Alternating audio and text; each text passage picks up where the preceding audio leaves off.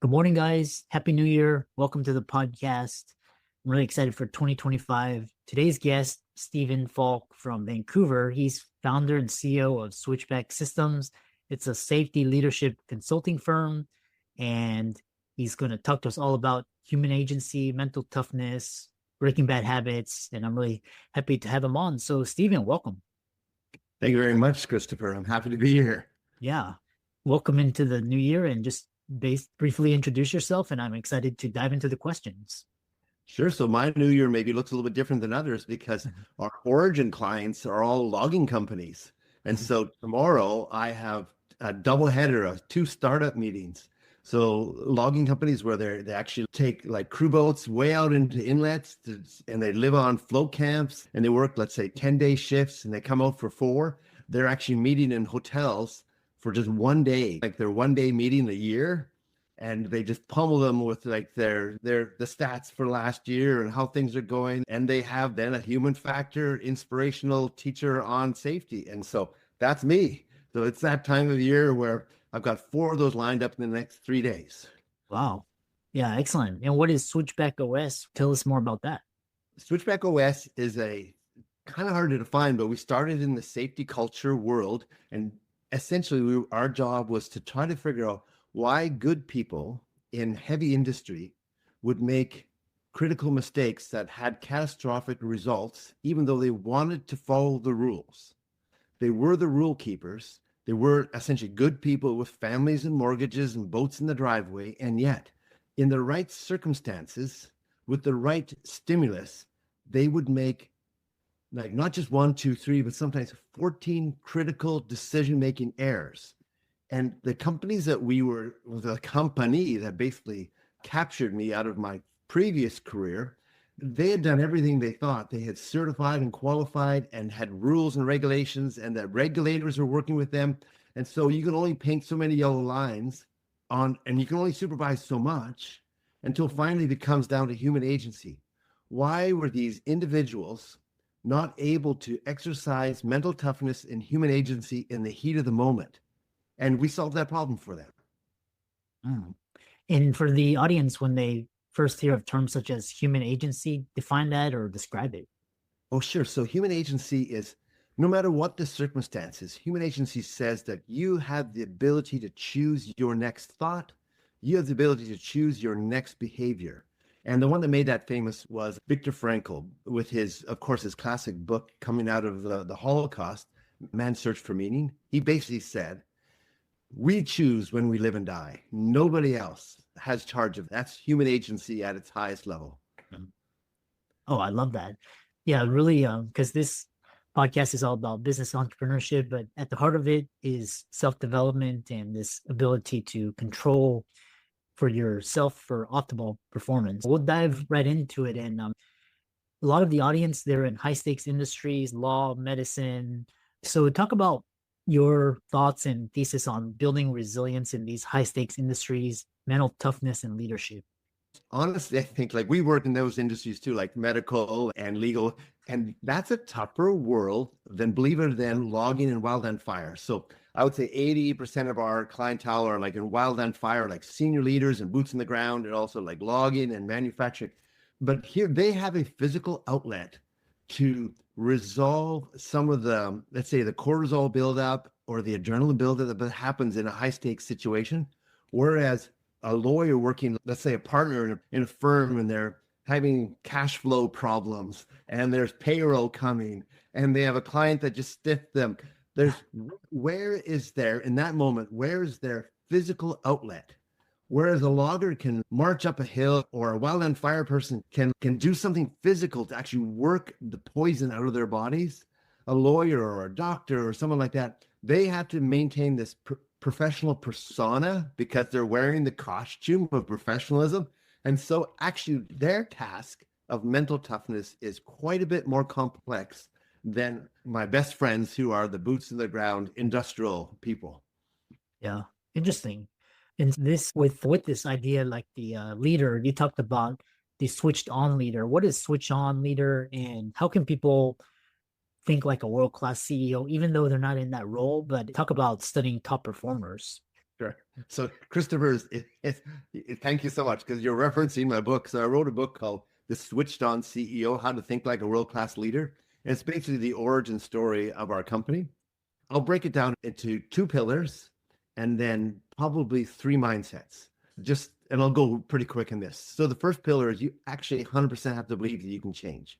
So some people are pretty stuck on, this is my family of origin, this is my ethnic background, this is my economic background I came from, and they have this belief that some of that stuff is static. None of it is. None of it is. I remember I was an expert witness in court. This is a sidebar, but I'll come back to it. And the judge asked me a question about a person around child protection and said, Mr. Falk, do you think people can change their personalities? And I'm like, oh, I could feel in the room. I said, this is a trick question. The judge is definitely it's an entrapment question, right?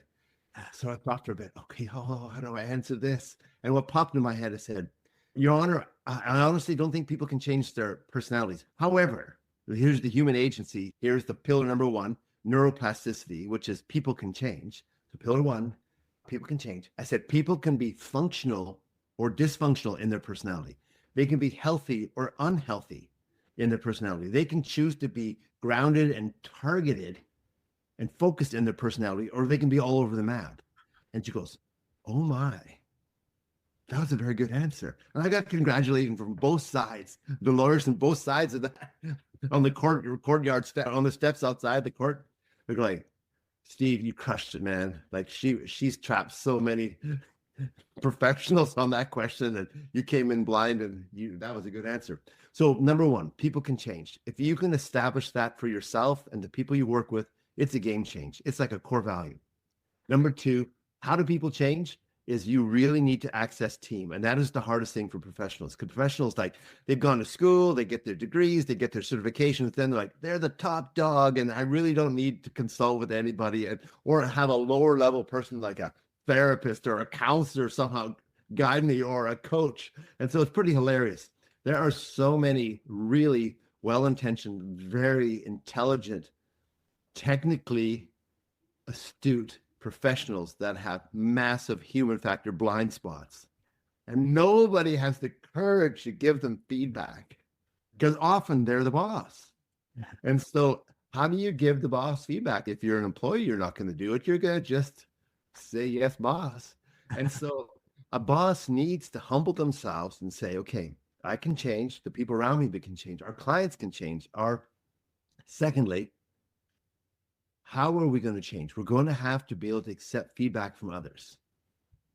We have to welcome it, create a culture of feedback. And when a law firm or a professional practice develops that as a foundational sort of culture within their space, holy moly, that's a game change. Oh, interesting. Next question I have for you is this idea of resilience and leadership. And how do you recommend leaders build and sustain resilience and mental toughness, both personally and within their teams? The way we've broken it down into sort of a granular two-piece is we talk about the battle of the brain. And we say, hey, you have a part of your brain that's well developed for leadership and building teams. And so do all your colleagues and team members. There's a part of your brain that is completely like ready to go. Otherwise, you wouldn't have hired them, and people wouldn't be employed, and you wouldn't have gotten your professional designation. However, there's another part of your brain. We call it front brain, back brain. So the front brain is your asset. The back brain is your liability. It's your kryptonite. It's the devil you don't know. And that part of the brain is not geared for being a leader or developing team. And that part of the brain can hijack you at any moment if you don't sort it out. And so we say, you've got to understand your thoughts, which is metacognition. And then secondly, you have to manage your memories. And so managing memories is the key to leadership development and team development. I know it sounds like we're going backwards rather than forwards. Forward saying, let's just go on a leadership retreat and all like bond over bowling. That's great. But in the heat of the moment, when you want to cuss out your number two, that's not your front brain talking anymore. That's your back brain hijacking the situation. You got to sort out that. You got to figure out, where is that coming from? Or why do I have a part of my brain that thinks catastrophic thoughts? even though it's not a catastrophic situation. Why do I get an adrenaline rush when I get an email from a certain client? The email shows on my inbox and you literally get a shot of adrenaline. And it's not good adrenaline, it's adrenaline with cortisol. And so if your listeners are able to pause just for a second and go, hold on, instead of just powering through, I need to become nuanced here. I need to slow my breathing down and ask the question, why did I just get an adrenaline rush with this client? And which part of the brain was triggered? Obviously, it's your back brain. It's the fight freeze response. And what is the memory that's associated with that? If they can do that simple step, that's how you build resilience, because we need to harvest those memories as adults out of our back brain and move them into our front brain. We actually have to move memories. And through the process of moving those memories, we build resilience and mental toughness so that the next time we have a similar stimulus, the brain's trying to find purpose and meaning and order, because that's what it does. It doesn't go to the back brain to harvest a memory, because that memory is not there anymore. Interesting. Next question I have for you is this team dynamics, and with remote work, what are the most unproductive common habits and teams, and how can leaders guide their teams to break these habits? Remote work, like people working like from their home offices. Is that what you're talking about? Remote and hybrid work. Yes, got it. Oh yeah. Number one, cameras on. Number two, build buffers. So I remember when COVID hit, we started something just because we have a really well curated email list, because a lot of our clients are like federal government employees or leaders because of the wildland fire and such. And so we just want to stay in touch with them. So we started something just a monthly called an innovation team meeting. So anybody that was part of our email list could just join this team meeting. But we strategically planned it out where it's like a regular team meeting, like all the other ones you've been on before. What's the agenda? Who's speaking first? Okay, let me share my screen. And here comes the PowerPoint and blah, blah, blah. And then, oh, I forgot to unshare my screen. And then, wow, an hour's gone by. That was death, another version of death. And so what we did was we were aware of that. And so even with a smaller group, we would do breakouts. I know it sounds odd, but the technology is there. It's so easy to do a random breakout. So Christopher, you and I, if we were running a meeting with 20 of our remote workers, we'd say, okay, here's the question. We have to come up with more of a robust follow-up program from when we've done our active training. So we've done a 3-day training. Now we have to do more of a, let's brainstorm together. Okay, so we're going to get into breakouts. You're going to have 15 minutes together.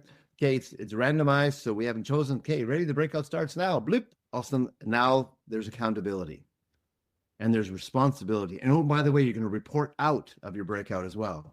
And please populate the chat, or if you can create a document in the next 50 minutes, that'd be great. So there's some time pressure. And then, okay, after some of those, just the etiquette around the meeting model where you're really holding people accountable and responsible to stay engaged, then you have to somehow build the parking lot or the water cooler. Like back in the day, it used to be a water cooler where people have great conversations after the meeting. But nowadays, when you still have meetings in person, the best conversations happen in the parking lot.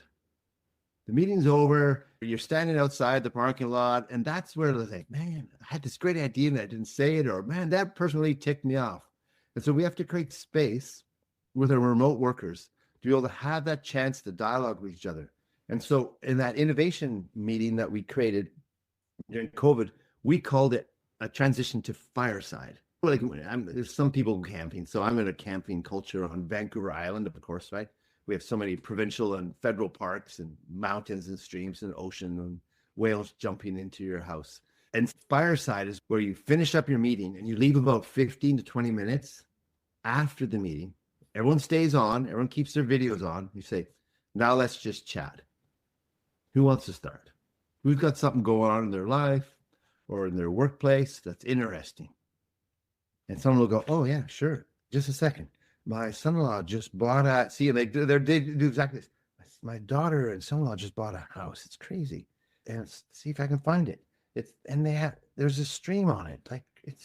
And so all of a sudden they're like holding up cameras and showing pictures. And then we talk about, there's some protocol even to a fireside is where you can't play the one up. Oh, if you think that's bad, Christopher, my story is even more dramatic than yours. Oh, you think that's bad, my story is even more. Instead of that, you have to do what they teach in kindergarten. So kindergarten starts off, the learning model is parallel play. You're playing here and I'm playing here, and you and I, we might look at each other, but we're not sharing our toys. We're definitely not sharing the storyline. Right? That's kindergarten. But by Christmas, if you have a gifted kindergarten teacher, it's supposed to turn into integrated play. So I show up and go, Christopher, my buddy. And you go, Steve-O. And we go, want to go to the trucks? You go, yes. And so then we say, hey, do you want to play John Deere versus Caterpillar? Say, sure, let's do that. And so then we play together. And so with remote, we've lost the art of playing together. Integrated conversations. And it's think about it another way. You could play it, think about it like a card game. Someone lays down a card and says, here's my son-in-law. They just bought or my daughter just bought a property, an acreage on an island. Oh, very interesting, say.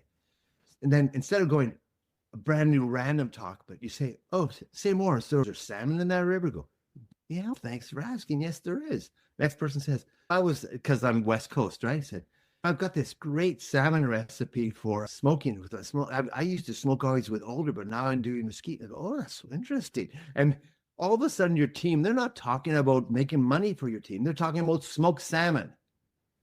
And you got to think about, at the end of the day, when you ask them to cooperate, when they're tired and grumpy and feel overworked and squeezed, it's the salmon stories that are for the win.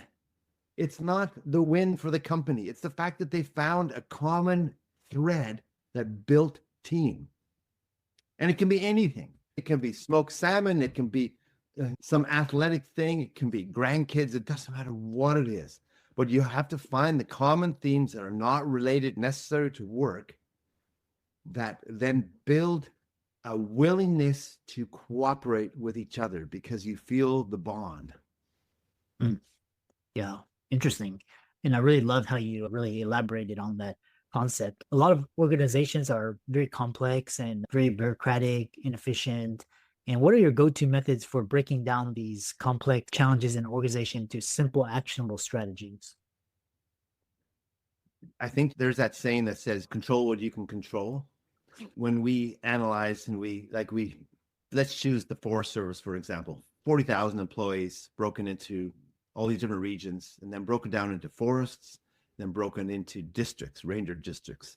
So when we ask a ranger district, how are you guys doing? Are you guys in team? Are you getting along with each other? By and large, they'd say we are. We're good. But the forest leadership, they don't have a clue what we're doing. And you know what? The regional leadership, they're completely in their ivory tower. They have no idea. And Washington, D.C., you might as well just be like, a monkey could run the show better than that. That's in every organization, is that we look in the mirror with our own team and say, we're dialed in, we're doing it. But that next level, they're not doing it. And so the cool thing with our company is we train Washington, D.C., and then we train the leaders at the regional level. And then we train the leaders at the forest level. And then we train the leaders at the ranger district level. And they're all amazingly talented people. So it's a mindset. People have this fun, or let's say pick Boeing, another great example. On your floor during your shift, you go, Steve, we're totally dialed in with all the principles of Switchback. Like we believe people can change. We're committed to teamwork. We're doing fireside conversations with each other. Like we understand, the smoked salmon story. Like we understand all that. We're doing it. We're dialed in. But it's our second level leaders. They have no clue. And Puget Sound doesn't have a clue. And Arlington. So what we do is we say, we have an unconscious bias where we look in the mirror and say, our team is awesome and everybody else sucks. And you have to actually adjust that bias. You actually have to change your mind. You have to come to the belief that Washington, D.C., when those leaders are coming up with a policy that's going to affect the entire agency, they're trying really hard to do a good job. And they're dialed in. And if you start with that as your belief, rather than they suck and they don't have a clue and they're in an ivory tower, start to believe was that their intention was right, was good, then you'll find those Easter eggs within the process. You'll go, oh, I can see that now. Oh, I see how you added the human factor to that. I can see your point. And when you do that, then large organizations start honoring the hierarchy rather than throwing the hierarchy under the bus. Interesting. And when you end up in a culture of honor in a larger organization, that's a game change. I love your reference to monkeys, and but that's a different story. How can people find you and reach out to you and follow you? Because most of our work is really corporate, like small business entrepreneurs, like we help like a dentist office dial in all the way to like the Bureau of Indian Affairs in the United States. Like we're helping both of those agencies dial in. One has 20 employees, the other has 8,000. So because our world is corporate that way, our best way to find us is at switchbackos.com. So the OS stands for operating system. So switchbackos.com, just like any other website, there's a contact us. And when you go contact us, guess what? It populates my email and also my business partners and our IT. And we all go, wow, a random email from Austin, Texas. Very interesting.